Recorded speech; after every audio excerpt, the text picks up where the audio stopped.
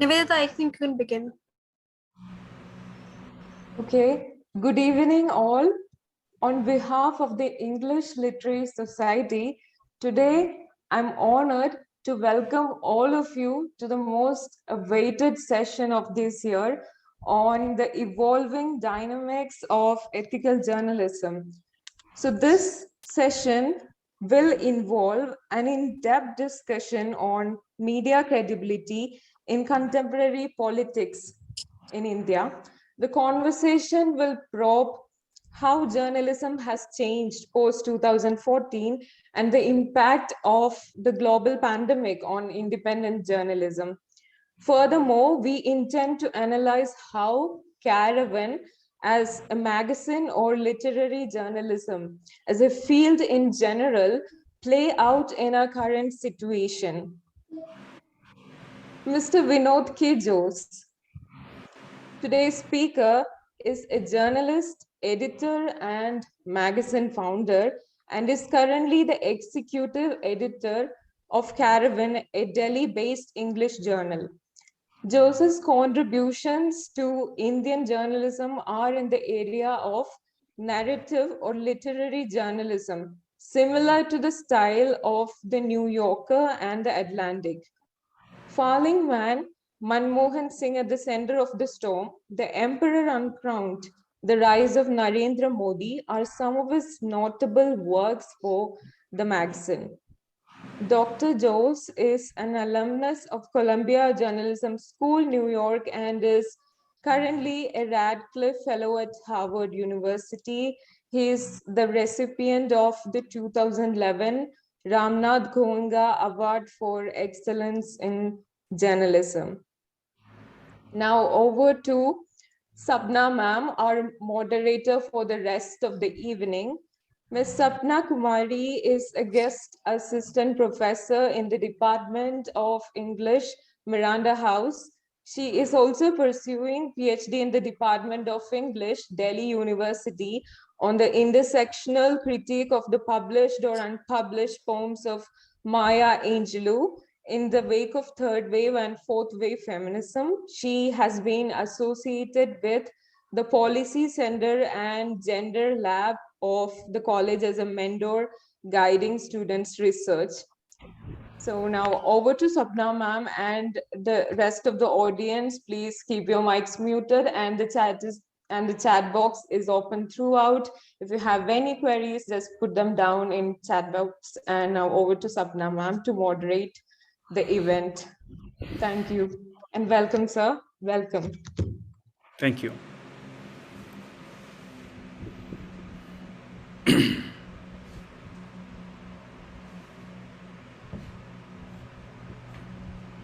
think Sapna ma'am's internet is a bit glitchy. I hope I'm audible. There was some kind of a. I'm really sorry Yes, for ma'am. that. I hope I'm audible. Yeah. You're audible now. Oh, all right. Now, apologies for that initial hiccup. Okay. Now, thank you so much to Nivedita. Thank you so much to Iram, and to the entire team of Literary Society of Miranda House. I would gladly take this opportunity to thank and also kind of welcome the chief speaker for the day, and that is Mr. Vinod. I'm really very glad, and I wouldn't really lie that the moment I got to know about you coming over for our society's conversation, I was really very thrilled because I'm a big Caravan fan. I'm a regular subscriber. I keep mentioning Caravan in some of my lectures every day these days, specifically over the past 2 years, I should say that. So thank you so much, sir, first of all, for lending us some of your precious time. I really can't really thank you more than this. That Miranda House is really proud to have you on board. Finally, I mean, at least in the latest time. So I congratulate you on running this bold magazine. And as the logistic of this entire event today is going to be, is that we're going to take up some of the questions that have been collated by the society students themselves. So I will be asking you some of the questions, and I must say that there were many questions actually. So we would see how many of the questions can be actually covered And feel free to let me know, when you would like to stop, because trust me, I don't really see a point where we would like to stop, or at least the students would like to stop asking those questions. But we would definitely respect, time, and just in case if it goes a little bit more than that, let us know about it, sir. That's something that I would like to, put forward before we begin. So some of the questions for you, and then perhaps towards the end, maybe the chat box is still open. The people can still come up with some of the questions, and we may take them up according to the time, if there is any. So, like I said, that it wouldn't really be an overstatement, to say that the kind of work that the magazine is doing, or that you are doing, is actually worth every recognition and applause. And being the executive editor yourself, you must have several responsibilities and pressure to cope with. And I'm sure that we would definitely like to know about that more during the course of our conversation. But first, a very basic, or rather very important question for you. We have a lot of students joining today, and they are enthusiastically looking forward to learning more about you, your work, and your magazine. And so the first question for me, something that I would like to know on their behalf, is that there have been a lot of attempt to define what the Caravan is, or what does it actually signify. So how would you describe the Caravan, or why should we read it? So what would you actually simply put it, if it is actually possible for you to put it in a few words? So how would you really introduce the Caravan to our new readers? Thank you, first of all. Thank you, Professor Sapna. Thank you, the Literary Club. I think the leaders of the Literary Club were quite persistent. They were calling me up late in the evening, night, to get me committed to this event. So I was very happy that the Literary Club was sort of making full use of the online mode of everything that is still left. I think the DU is opening next week, so hopefully we will have a bit of a physical presence and meeting all your friends very soon. Thank you for having me. Thank you for your kind words. Coming to the question that you put across, how do I introduce Caravan? I'll probably come to that towards the end of a little journey that I can take you through. And that might be my journalistic journey. I came to Delhi to work in Indian Express as a crime and court and jail reporter 22 years ago. What we often, of course, as thrilling as it can be for a newspaper and a Delhi bureau office and Tihar jail, and you're covering Delhi police and so forth. And often people say crime is the entry to politics. Right? If you cover crime well as a journalist, you know how to cover politics tomorrow. Right? So that often is the sort of the training ground, the LKG and the UKG of journalism in some sense. But having said that, you also sort of knew that, the kind of work that you would do for a newspaper, if you are covering a beat, often you're short of time. You probably won't be able to cover a story with all the nuances that you like to, bring into the story. Many times it's often the kind of story that the police wants you to publish, or often the government or the officials, because that's all the time you have, and there is a need for that in the newspapers. So you grow critical on that, and for me, that journey in journalism, from Indian Express to sort of exploring the world at large. I became then a foreign correspondent for US Public Radio. I started covering the region. Then I got to know about, as somebody said initially, that the Caravan is like the New Yorker or Atlantic in India. These are magazines where, in magazine journalism specifically, there are three kinds of magazines. One, what the industry calls category journals or category magazines, like women's magazines, children's magazines, sports magazines, automobile magazines, agriculture magazines. It caters to a certain category audience. Then there are news weeklies, and that we have many in India. India Today is a news weekly. We have Outlook, we have Week magazine, we have Open, many of those. So I was surprised to know that there was a third category, which was long form magazine, where you could take some time to do a story, and the stories often are quite in depth. The labor sometimes can be as close to writing a book. The cover stories go into several, quite long. Some of the cover stories that we have published have come to 25,000 words. Some stories have taken 2 years of work just for one story. So often there is this third beast in the room, which has never been tried in India, the long form magazine journalism. So technically my interest from the dissatisfaction that I had for being put to on a 6:30 deadline with 3 or 4 stories of 400 words each, you run from police station to police station, cover things which the police wants you to cover, publish things that the editor would want to sort of put across because they don't want to be getting a phone call from the Home Minister or somewhere else. So often you knew the ethical compromise, you knew the lengthwise compromise, you know the time-wise compromise that you have to make at the end of the day. So here was a form where you got some time to work on a story. Then that time and the length of journalism should justify the labor that goes into the work. So that's where the craft part comes in. It's not 500 word story into 20 and a 10,000 word story that you get. No.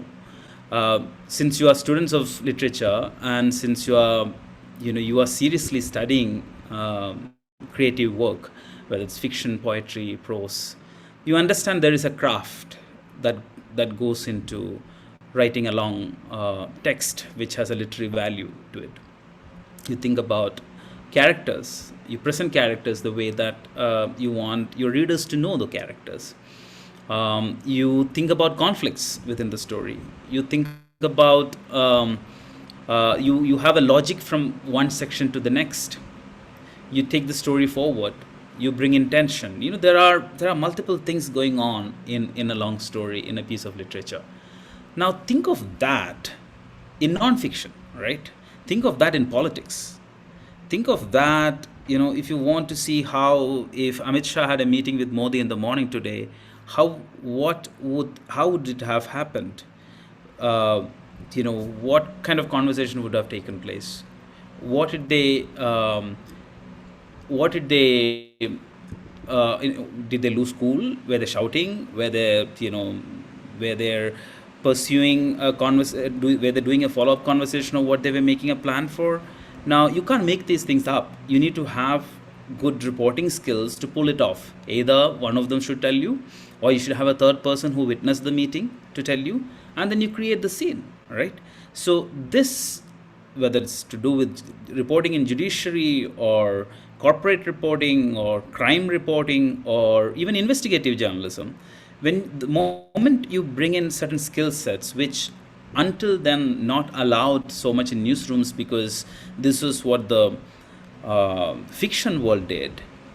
So this school started, let's say, somewhere in the 20th century, was seriously taken by around mid-20th century with the New Yorker and many other newsrooms, Esquire, and many even category magazines which were catering to young men or young women trying to sell cars or consumer durables. Even those magazines started doing what they initially called the feature desk. And some really talented people, they tried to game the feature desk.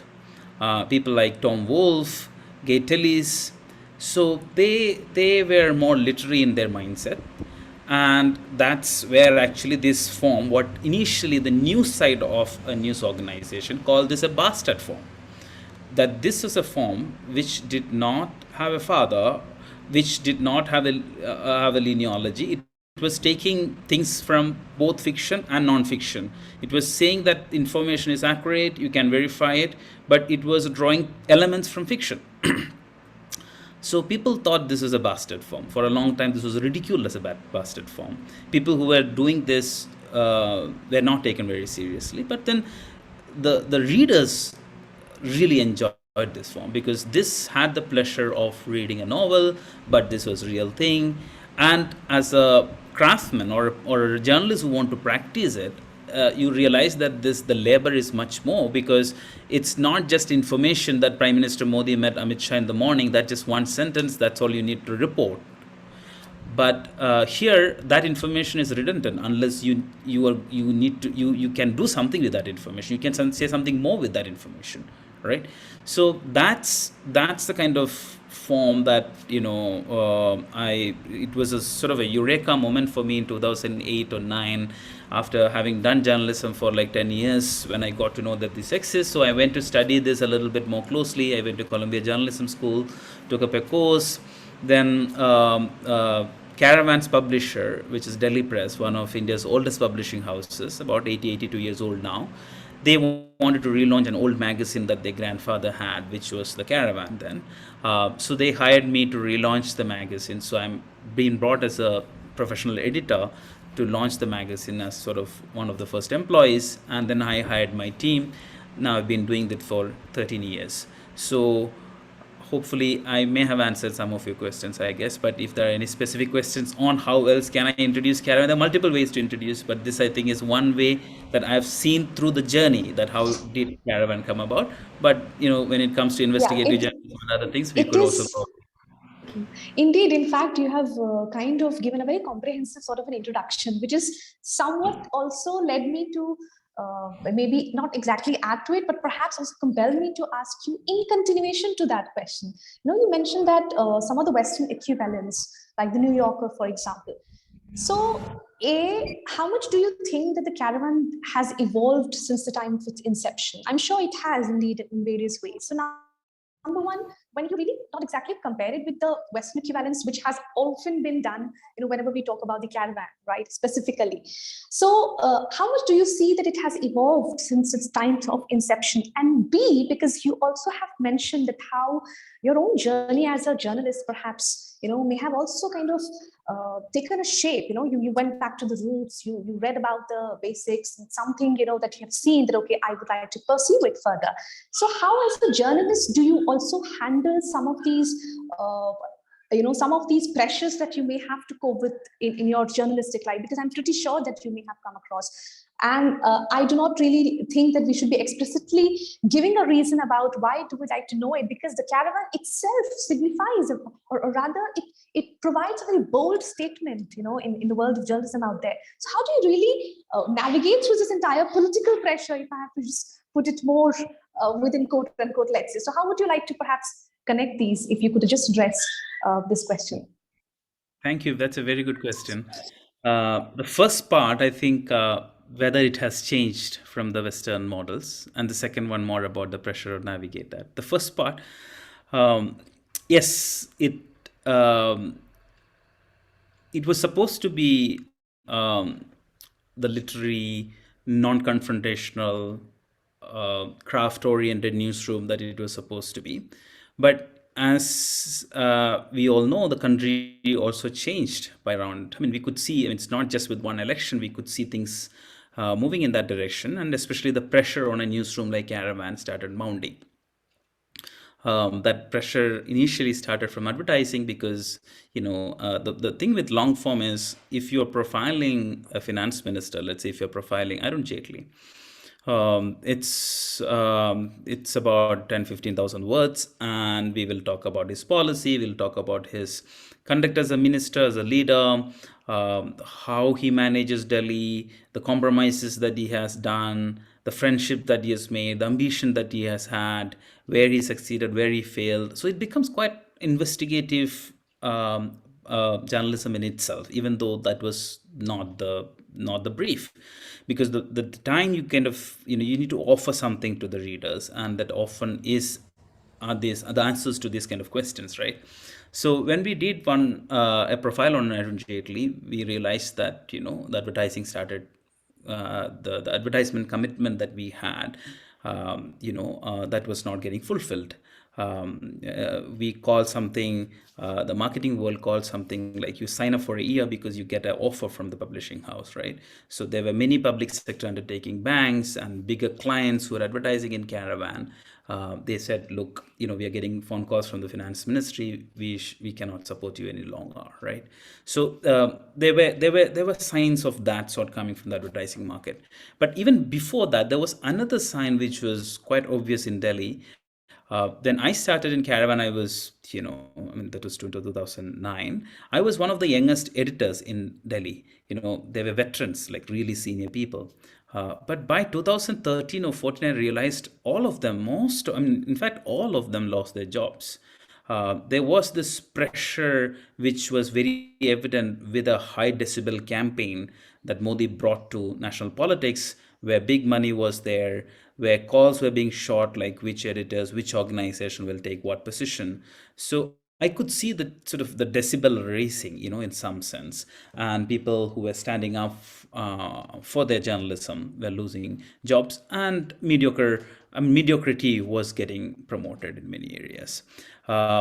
But until I think, this got sharpened by 2015 or 16, where many of the big stories, some of those stories you would recall, the death of Judge Lawyer, for example, who was investigating the Shorabuddin encounter, this judge who mysteriously died.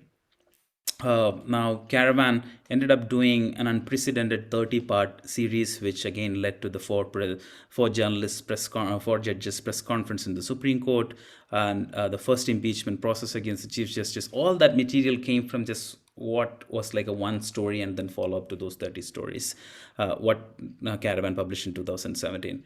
The Rafale scam, again, the papers came to Caravan. Most of it came from sources who were shocked to see that bigger newspapers, the legacy newspapers, were not going to publish it. They were sitting on those papers, and then finally they brought to this magazine, which was not like the Indian Express or Hindu, but many of the legacy newspapers were not doing the kind of stories that they were not doing in the past. So we didn't sign up to do this investigative work, but we started doing those because people brought in good stories, and then we had to work on those. We put our best journalists on those stories, and they did further reporting. So number of stories like that. The National Security Advisor Ajit Doval's son, operating company in tax havens, while his father goes around talking about tax haven companies to be shut down and things like that. So that the investigative muscle, so to speak, got developed on the job while doing what we call the literary nonfiction, but then we kind of embraced it. We didn't let it go. That became an added on thing to the magazine. The pressure, in some sense, you'll be surprised to know there are no direct pressures on me in that sense, right? Because I think in India, Delhi especially works with the understanding of the reputation, right? People know who to approach and how to approach. If there is a way to approach, then they approach. If there is no way to approach, then they can't approach, then they try to kick you out. But if there is no way to kick you out also, then probably they just bury with you. I think that probably must have been the case, is my guess. I mean, that's just my best guess. No one has called me from a big power center and told me don't do the story. No, it hasn't happened. They may have tried in different ways, but that hasn't happened. So that means like one could proceed with those stories, yes. But of course we do that with fair amount of care, and the reputation normally is that Caravan has a robust fact-checking department. Caravan has a robust legal department whose consultancy we take.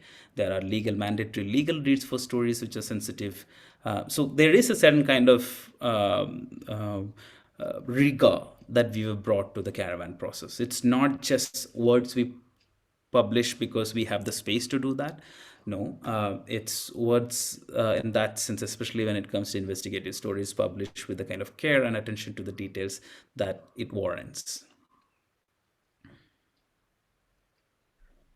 In fact, I mean, once again, very thank you, sir, for actually kind of also addressing one of the questions that may actually come across, and that is related to this. This is kind of ridiculous also in many ways. Somebody who is working so boldly as you are in your own position, obviously this question might come up: how do you do what you do, and how are you still continuing to do what you do? Because normally, what happens that we all have, unfortunately, have come across certain incidents, where perhaps free press or free information, is largely suppressed. And this is kind of an apprehension as well, which I have also seen some of the budding aspirants, some of the journalists, some of the younger ones who are coming up and they would like to work very courageously and would like to cover up stories, that have never been heard of. But yeah, there is just kind of an apprehension and doubt. And in fact, one such student who was an intern recently working with one of the PR teams in one of the famous, I do not like to name that politician, but yeah, she worked with one of the PR teams, who was handling the Twitter handle of that political leader.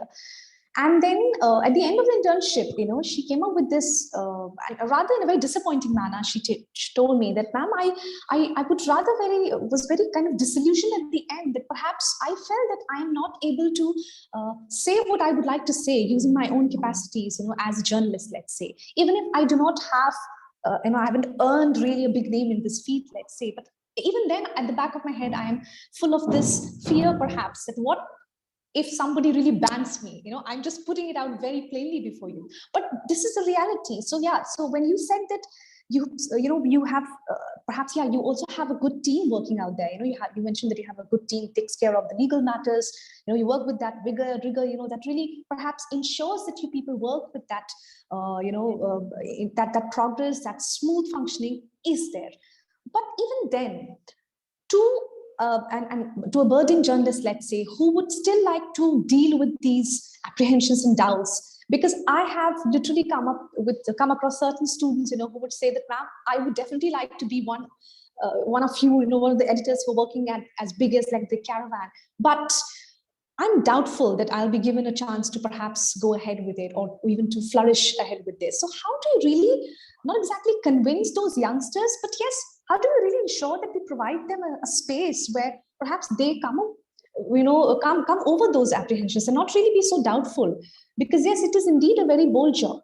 But how would you, as a senior and as a veteran in this field, would like to perhaps suggest some of these youngsters, okay, this is what you really need to be taking care of, because definitely it's a challenging work.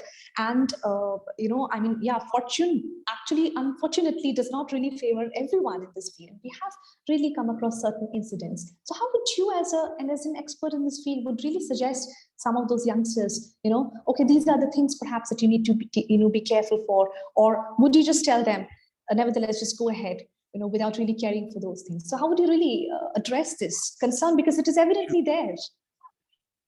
Yes.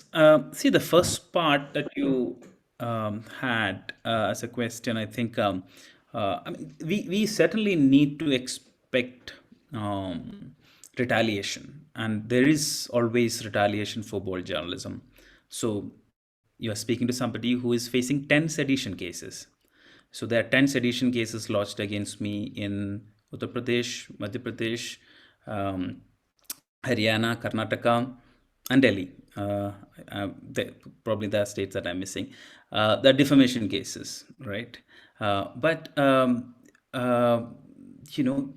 when you know that your journalism has not erred, and these are political cases, you proceed, and that's part of the profession. If you are trying to do, and in some sense, you also get energized when a wrongdoer that that a wrongdoer is trying to harass you or trying to intimidate you because they want to stop you.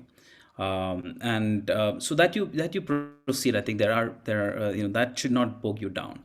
The youngsters who want to come to the profession, there are, let's say, the freedom fighters, right? 75% of the freedom fighters were journalists one way or the other. Either they ran publications, or they wrote regularly for those publications, or they funded those publications. They were all, I think India would be unique in the world history where that large number was involved in using journalism and the written word as a tool in advancing what they believed in.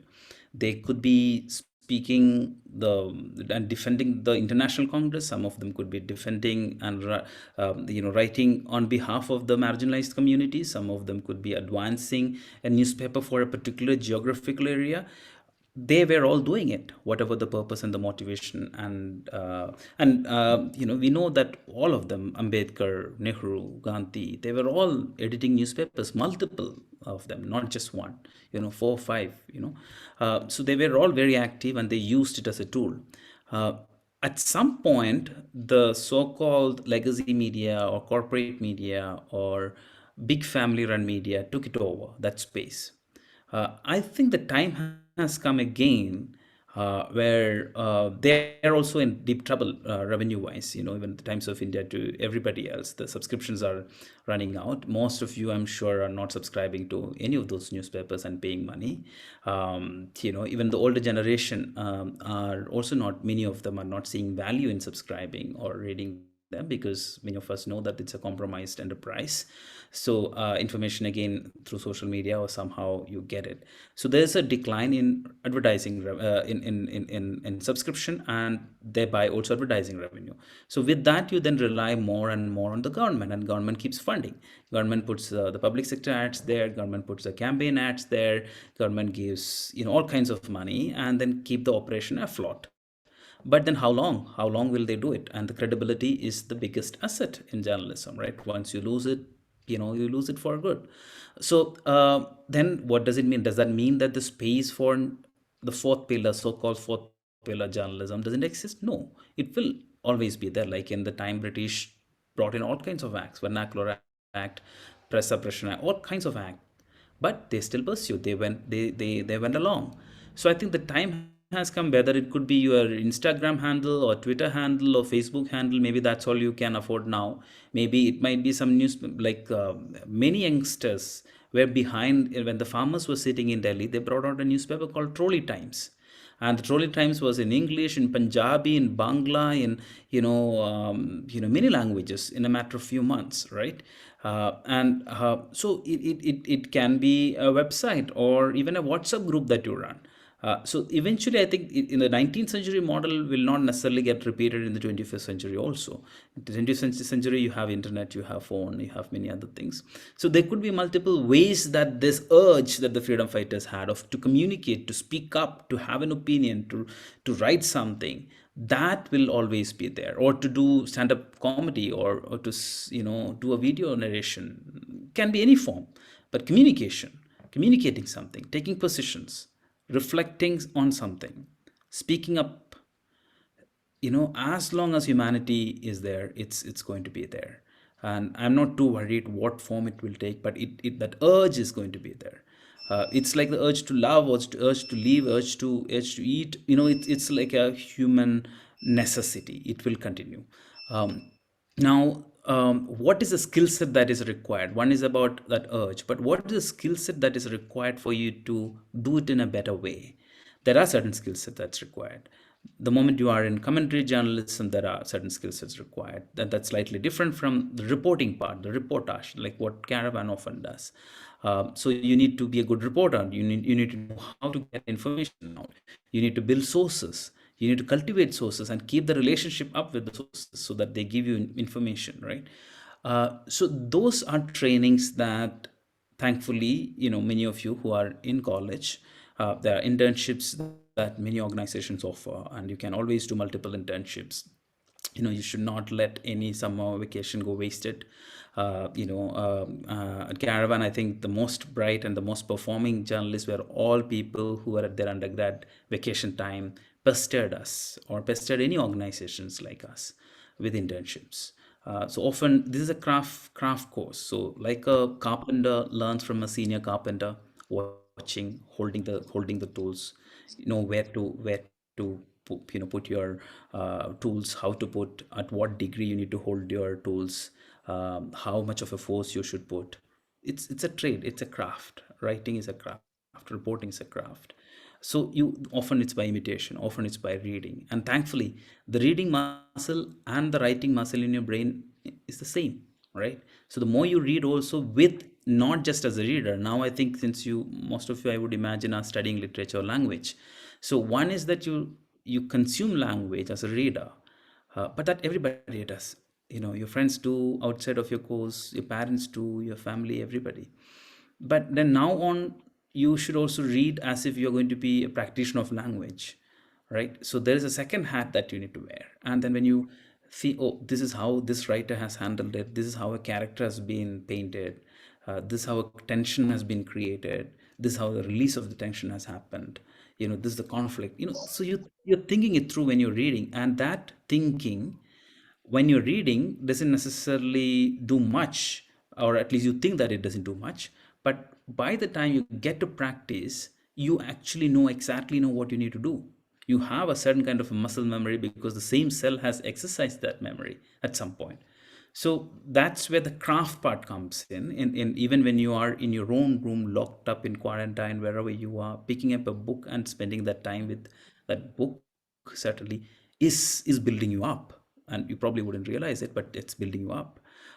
Similarly, when you go out to an internship and then you are learning something, you're watching how others are doing. Be critical, of course. Don't necessarily need to just take everything with its face value, but just be critical. But then, and try to learn from every other journalist that you have. Your teachers will give you the exposure through the textbooks and everything else, and I'm sure many of them will have other skill sets that they can share. So the 3 years or 4 years that you are in a college itself will prepare you even before you prepare your CV and then go and ask for a job in that field. Then when you do that, then there is a different set of skill conditionalities that one could have. All right, the first year I want to do this, this is going to be my routine. But in the first 2-3 years, by now I need to travel this areas. You will have your passion areas. Let's say the journalists who come to Caravan say, I want to cover the rural India, I want to cover Kashmir, I want to cover gender issues, I want to cover caste conflicts. So all of us will have our passion areas, right? So then you build on that, so, and then you also don't necessarily need to get stuck with that, because it's good that you have a certain kind of a interdisciplinary kind of beat approach, so that when you come back after 5 years or 10 years, you are bringing a certain level of understanding, which will then help you advance your passion beat. So there are multiple ways that you can put if you think that you want to explore this field. And it's not just, again, nonfiction doesn't only mean that you need to do it because you want to do journalism. There are brilliant writers who were journalists, then became novelists, became poets, became philosophers. So this is one way of finding exposure to the society. And the advantage that a journalist has is you can go and meet anybody without any preparation, right? But yeah, you just can do that with just the curiosity that you have. But you got to have that curiosity. You can't just be sitting there and being dumb, but you got to have that curiosity. You got to know what are the 3 questions that you will ask. How will you take a conversation forward? How will you get the material out from this person?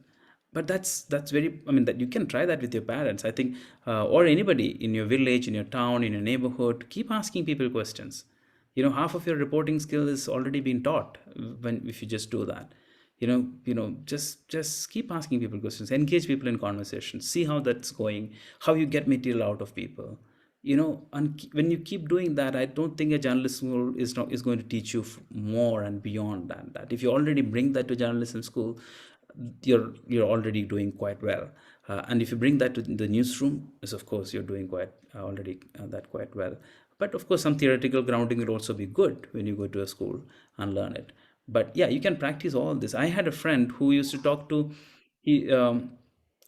bananas all the time, and he had his banana talking time, because he didn't have anybody at his home. He had a lonely upbringing, so he's done quite well in his journalistic career. So you keep asking a banana all kinds of questions, right? And same thing, tomorrow you might be asking Prime Minister the same questions, or the Chief Secretary, or the Chief Justice. But you imagine the bananas to be the Prime Minister, or the Chief Secretary, or the Chief Justice, right? You make things up. That's what literature is. You make things up. You're making things up. So you're making things up in your head. You're putting that to practice. Well, I definitely would respond to the last part where you said that you might be asking, or you might need one day to ask certain question to the Prime Minister. And I believe, in a very cheeky fashion, however, that's what precisely we need to do in the current situation. But anyway, so that was definitely a very comprehensive suggestion. And I'm pretty sure that our students are actually taking note of everything, because that was a very noble and a very fruitful kind of a suggestion. That curiosity is actually indeed important. For you to be initiated in this field, it's not like, keeping apart the technical skills that you require, that curiosity to ask, to question, to probe into certain matters, about what around ourselves and why do we see them the way it is. So I think that's very much important. Now, you also mentioned about how obviously journalism has also kind of evolved into different formats and shapes. So in the age of, let's say, this 50-word edits and this quick read media report, would you say that the digital media outlets succeed, in presenting some of these sensitive stories with due consideration and ethics? For example, even the topic of today's event, like, talking about the dynamics of the ethics of journalism. So what kind of ethics are you really concerned about, specifically with reference to your magazine? Do you see that some of these digital media outlets are doing justice to that? If you really actually talk about the ethics in journalism, how do you look at it?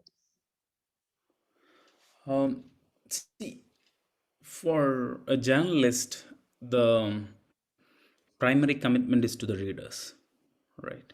So the relationship is the holy relationship is with the readers. You cannot hide your if there's a conflict of interest, for example, or if you're only saying half truth, or if you have a motivated interest to do certain story or not do certain stories, you're being very correct ethically, right?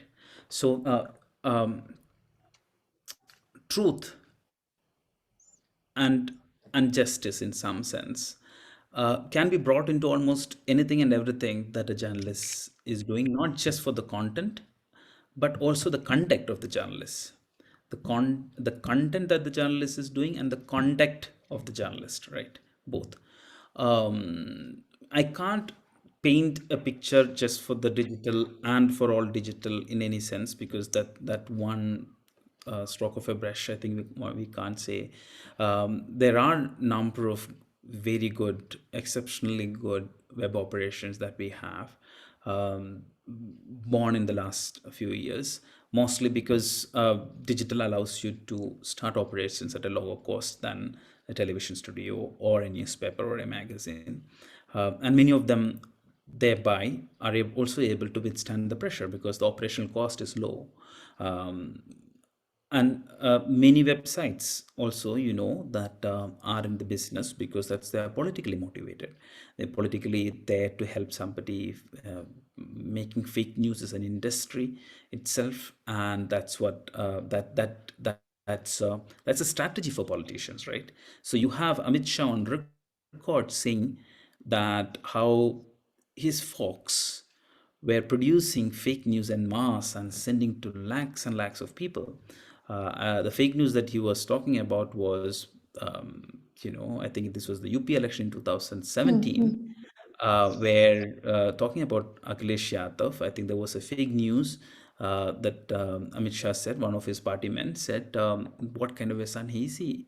He slapped his father, Netaji, right? And then it was reported and presented in an air and voice of authority.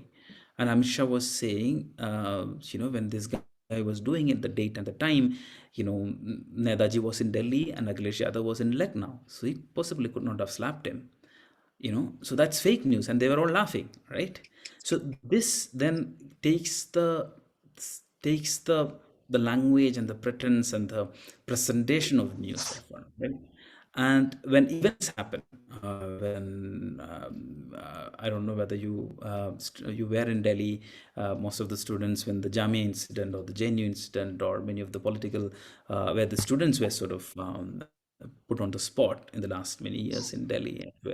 So again, some of the legacy or big media covers those events in a way that the people in power wants them to, right? So the ethics of the journalism is highly compromised because you are allowing yourself to become a tool of the government, right? A political tool. I've heard from people who used to get regular phone calls from the biggest political officers in the country, who would tell them what story to put on prime time, and what story not to cover, and so forth. So thankfully, I'm not been in that position where they would call me to say that. But many of people I know, my editor colleagues, were in those positions.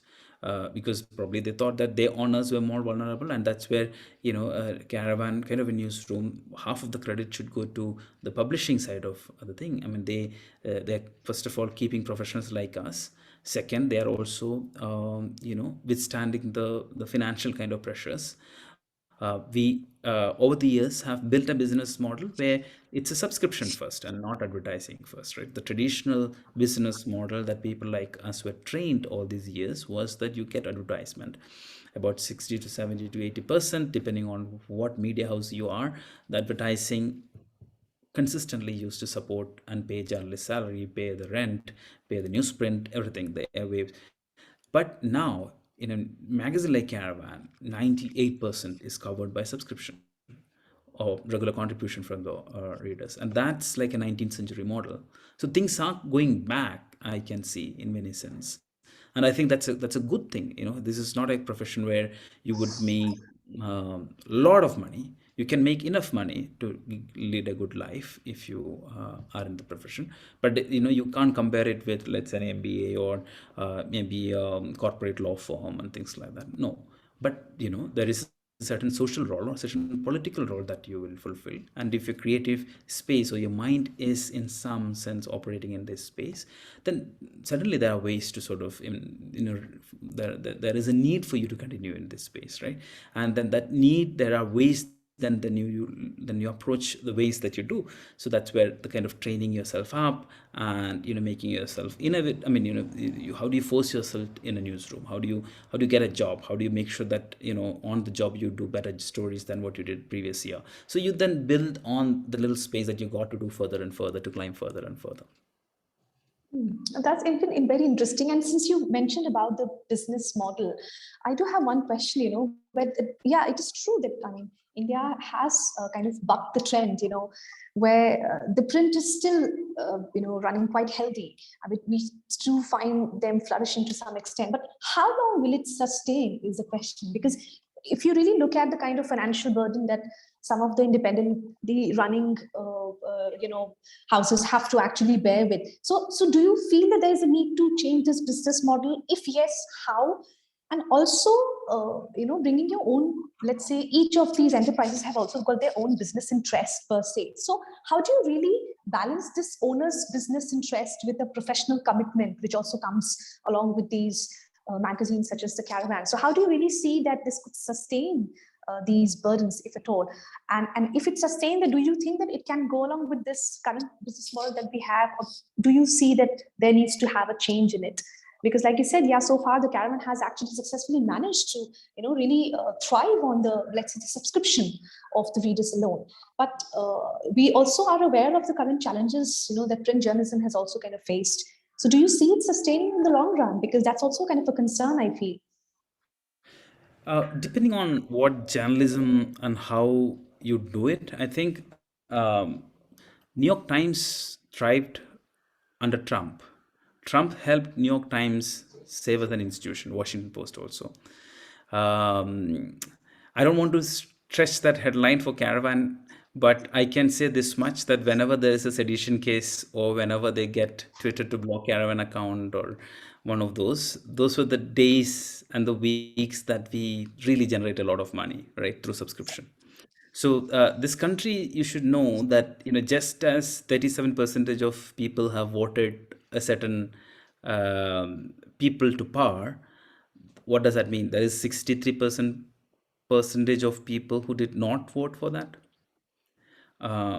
So there are, I mean, if you look at mathematically or business wise, there is enough and more room for anyone and everyone to operate in this country. Of course, the challenges will not be as easy as that mathematical number would show, but there is room, right? It depends on, I mean, it's not going to come to you. You got to really work hard to get yourself out there to grow.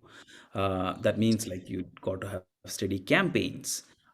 You got to be good in your consumer relations. I can say that Caravan copy distribution is not the best because people often complain. But you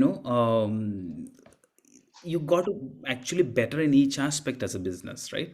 So then you can do much better than what you have been doing or what you think is the right number that you need to pay for 45 people or 50 people's salary as a journalist, and then how will you grow in the next decade and so forth.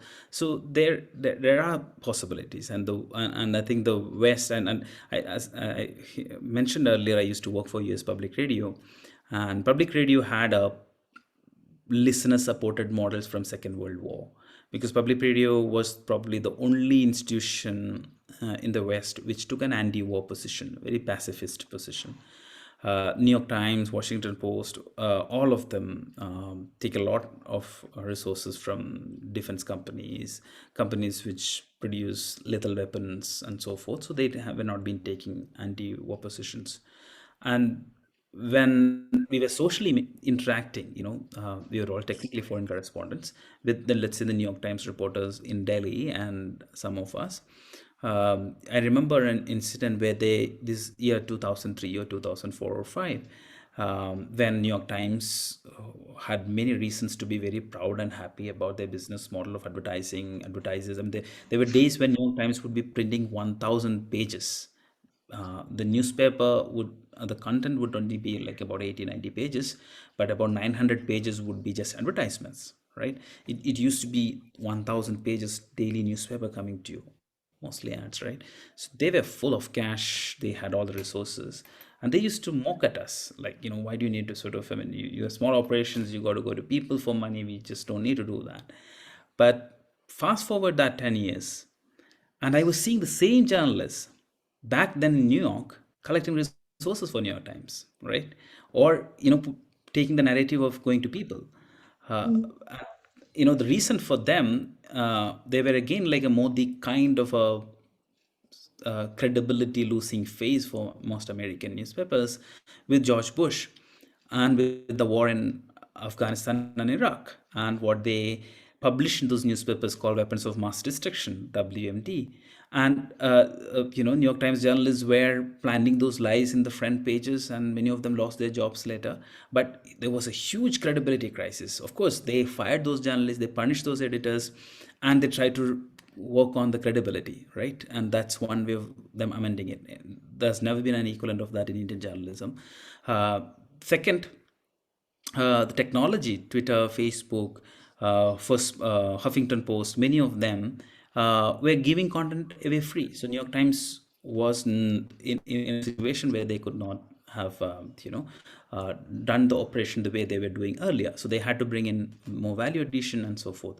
So what I'm arriving at is the business model invariably is to strengthen the advertisement, the subscription model, and to move further away from advertising. The organizations which can do that and can do that in a professional way will survive in the independent media publishing space. Or else the legacy news organizations, we can see, you will see them making more and more compromises, and government and political parties funding and supporting them. So these are going to be the two binaries on which I think we will see the future course of journalistic institutions.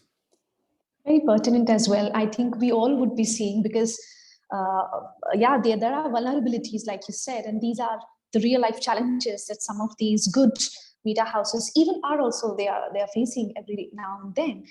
One of the questions that is put forward by one of the students is that in a highly polarized world where opinions are excessive but rarely meaningful, what do you think about the future of opinion journalism?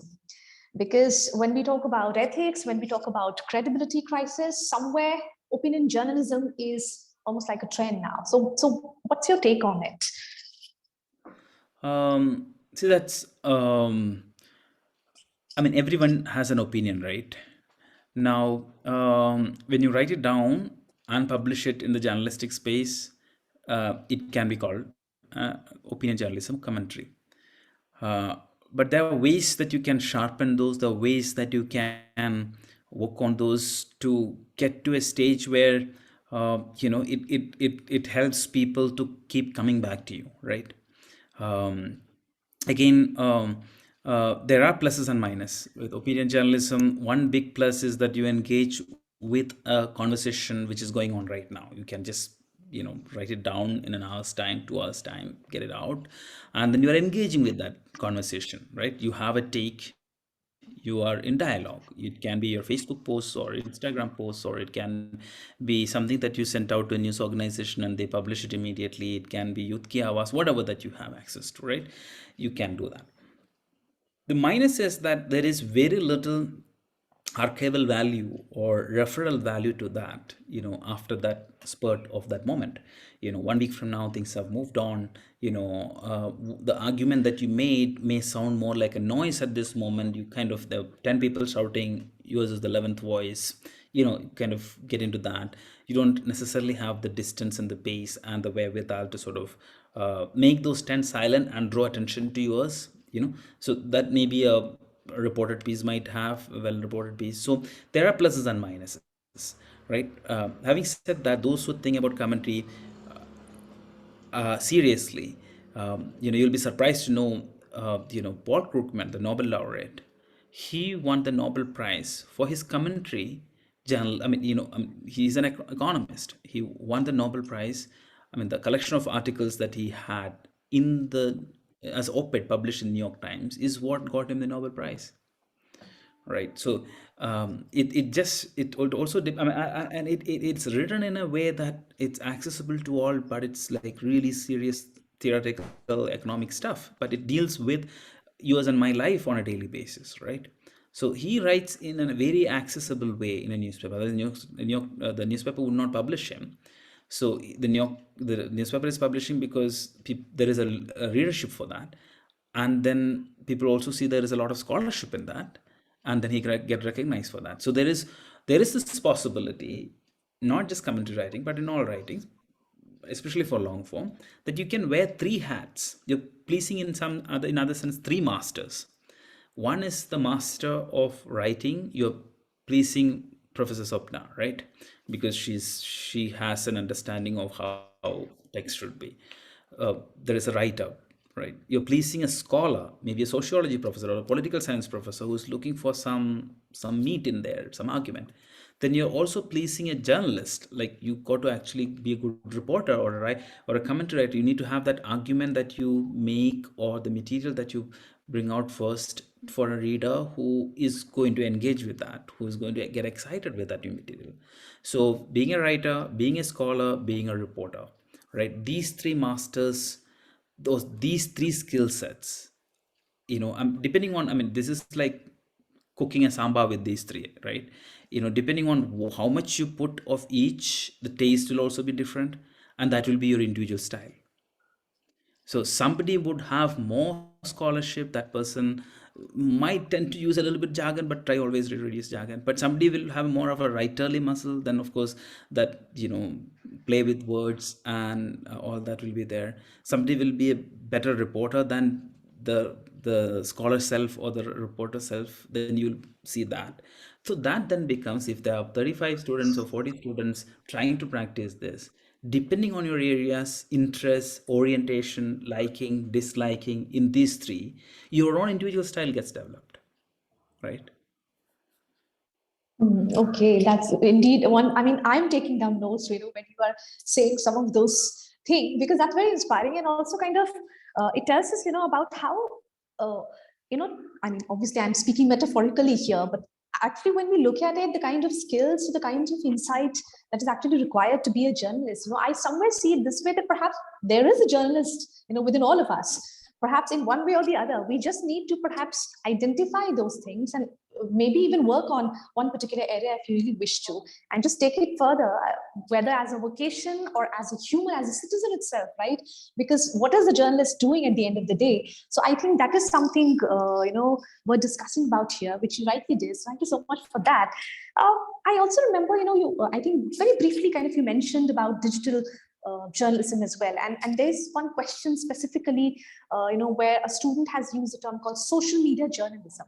Now, it often entails biased views and misinformation. A lot of time it has happened, specifically as we've seen this transition during the pandemic.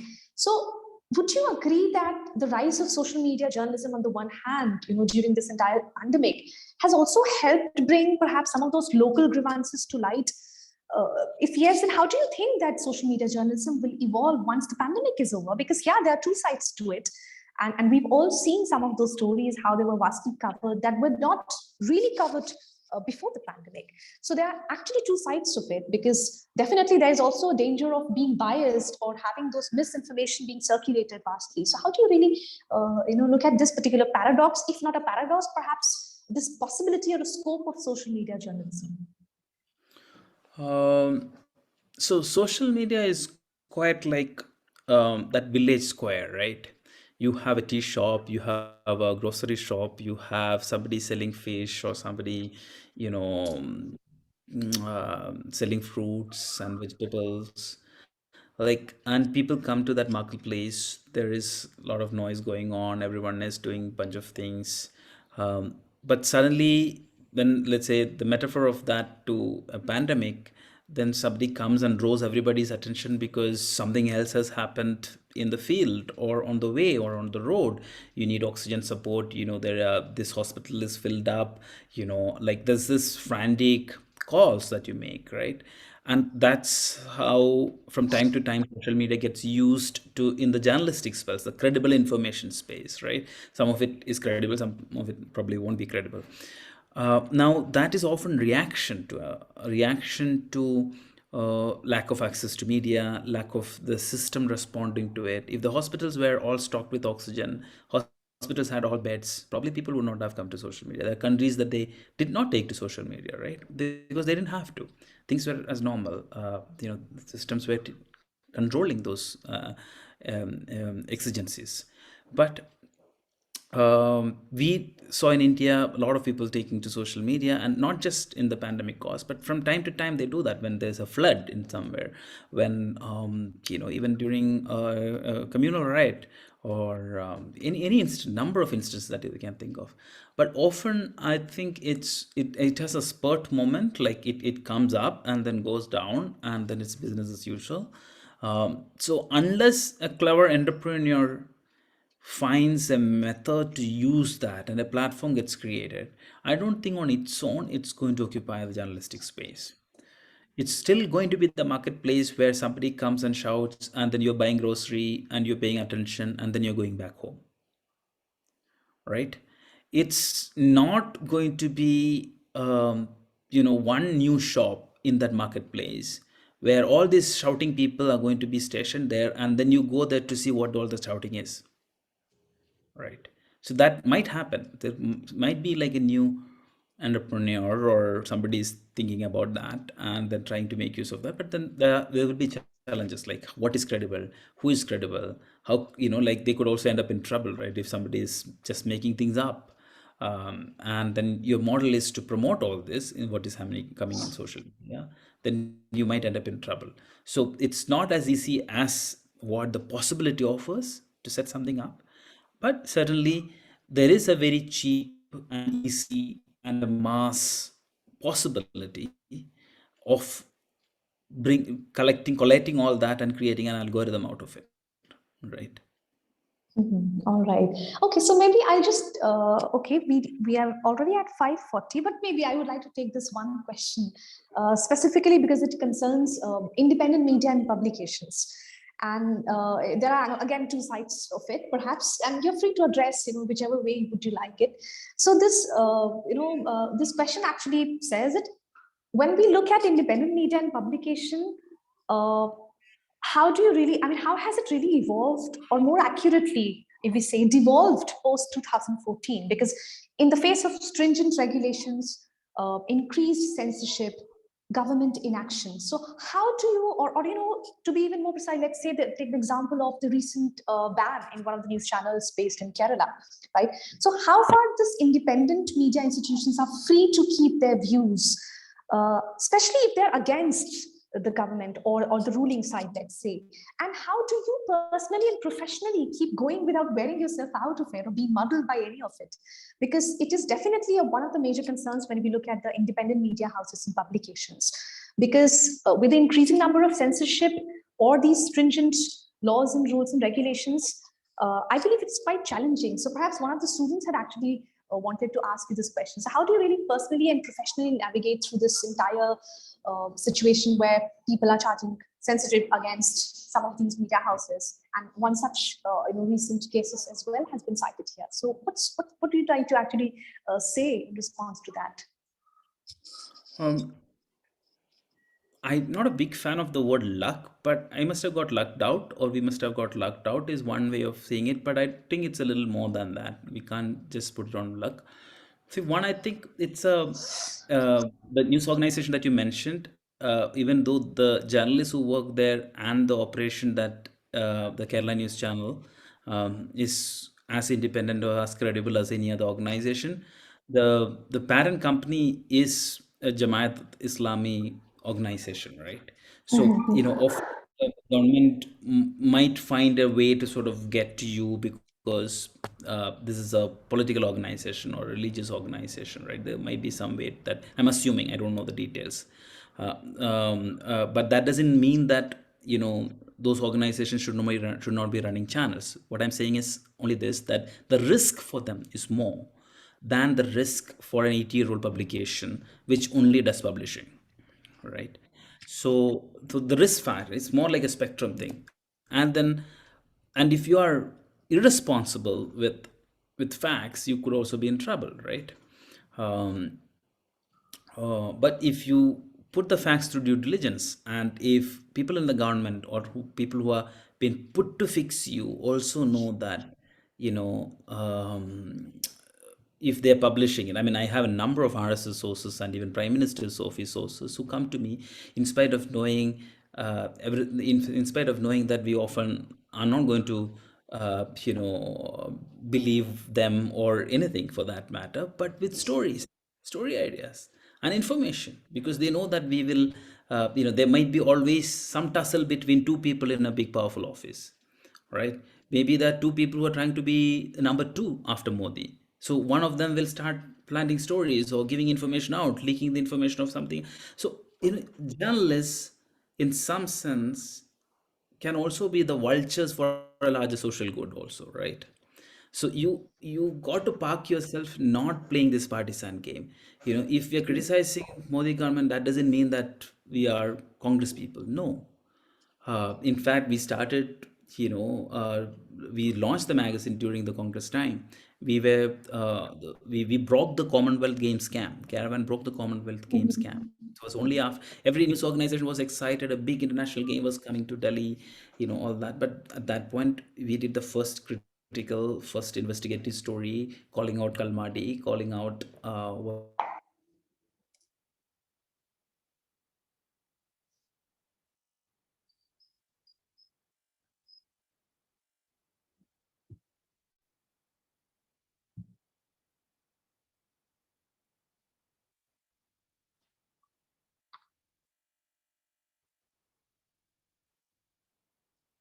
Okay, he's back.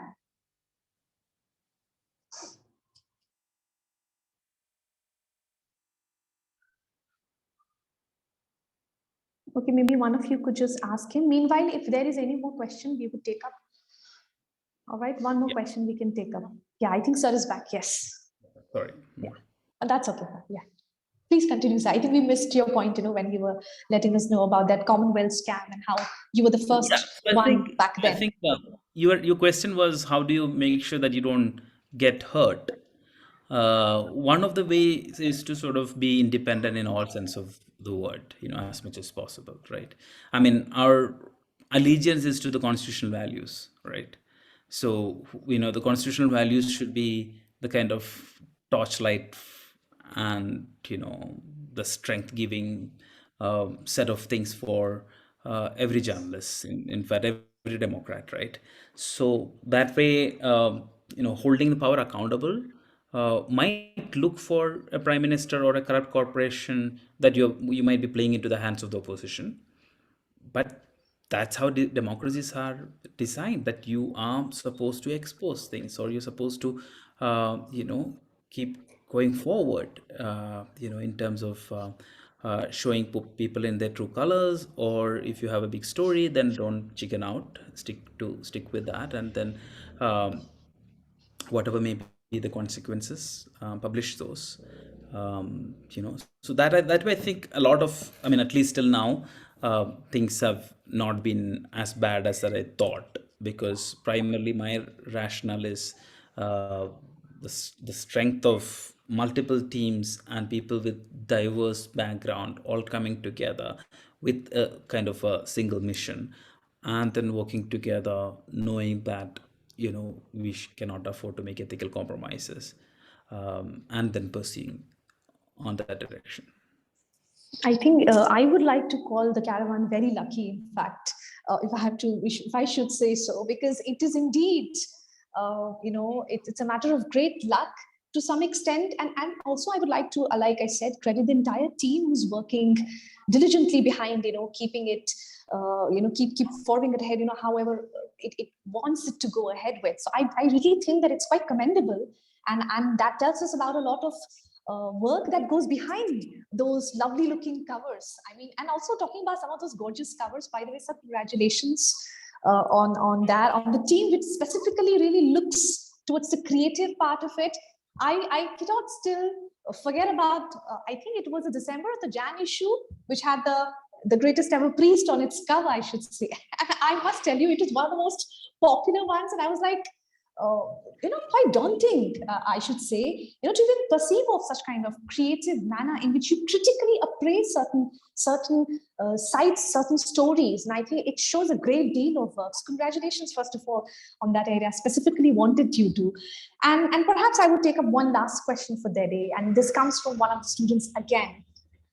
The question is that, other than the Caravan, do you have your own personal favorite that you would like to read, or you really like to keep yourself updated with? So what are some of the other magazines or journals that you would like to perhaps name here? That is something that one of our students has asked here. Yeah. So I mean, they're the favorites because you trust them. Then they are even the legacy organizations. As a practitioner, I should be reading. So, but what I would recommend for you to read for more credible information, I would say, let's say the Wire, Scroll, News Laundry in the South, the News Minute, Federal.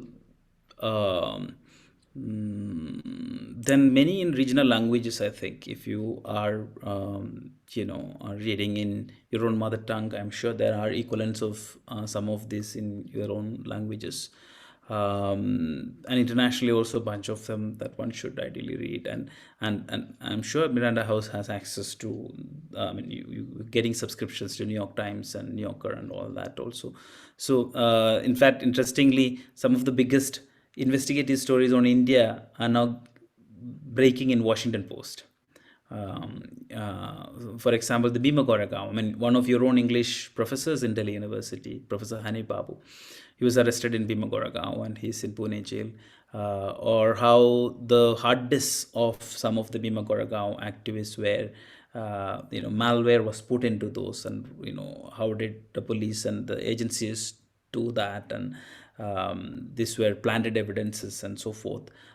These are all investigative stories. Of course, Caravan broke that first story with our limited and capacity in 2020, and then we, once we broke that story, the international journalists also got excited. They took the hard disk from India, shipped it outside India, studied it, and they did 3 or 4 more stories on that, with the technological expertise that they have in understanding how they planted malware. So you should certainly also be not just, you should have a local view, you should have a national view, you should have an international view. I think in your sort of reading routine, all these 3 should certainly be. And social media, there are some people that you can follow on social media who might just be doing this or collating that, for you in a better way. that, again, you sort of going over multiple times, you understand what somebody's political orientation is. You might probably take it with a pinch of salt, but still you might, because the curation is good. So you got to be in with this generation. I think one caveat is always, don't read. I mean, I think my generation read newspaper blindly with full trust, like what is coming in, like that kalakshar, that black letter is gospel truth, right? But I think your generation cannot afford to make that. I mean, maybe we made a mistake, right, thinking that. uh, so your generation, there is enough and more studies and evidences happening as we speak, right, that it's not the case. So you got to have your own bullshit detectors. So have your bullshit detectors and apply those bullshit detectors wherever and whenever you see a content which is of media in nature, and then when you try to practice those also.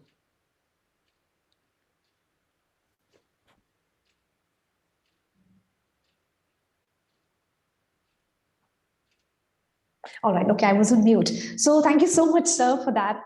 I think you also kind of wrapped it up with a wonderful suggestion, which I'm sure that a lot of youngsters here would have wanted you to explain, which is explicitly about how do we really ensure that we are not just reading what is being served to us, right? Instead, I mean, that's exactly what some of us used to really think about. This is what it is called to read newspapers. It is a fixed thing, and yeah, this is going to be real. But in the world of ephemeral platforms of social media, I believe that we need to be also be on guard and be cautious about what do we really feed ourselves with. I mean, we really cannot afford to just have a one-sided, one unidimensional kind of a perspective. So I believe that you have really very well, quite justifiably, you've kind of explained it, and I just simply cannot thank you enough for what kind of a privileged evening it has been, to be in conversation with you. And yes, it has been an honor to have you here with us. And I think, with these words, I just hand it over to our English Society volunteer, I think, Irma, to end it with the word of thanks. So thank you so much, sir. My pleasure. Yes, over to you. Over to you, Irma. Or Nivedita, I guess. Yeah.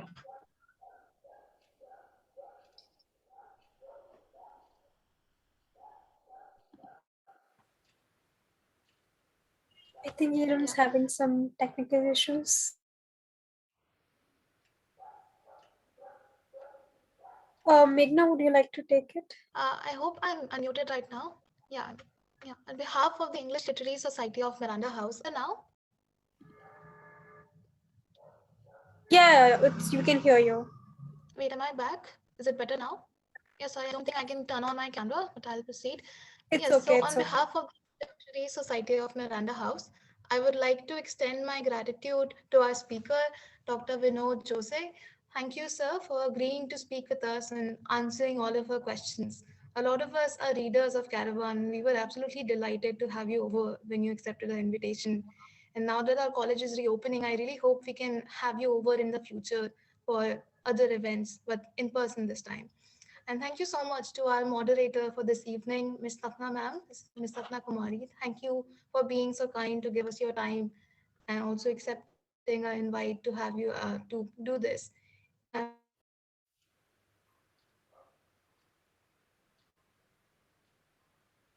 absolute honor, and we had a wonderful time. I also want to take a moment to thank our conveners, Dr. Anshu Kujo and Dr. Shweta Sachdeva Chao, for helping us organize these English department, for coming to these events and supporting us. And lastly, I would also like to thank our audience and everyone who registered for our event, showed up to these events. You were a wonderful audience. So we appreciate everyone showing up. So with that, I'll take your leave. And once again, thank you to both our guests. We had a wonderful time. Thank you. Bye. Thank you so much, sir. Thank you. Bye-bye. Take care all. Thank you, ma'am.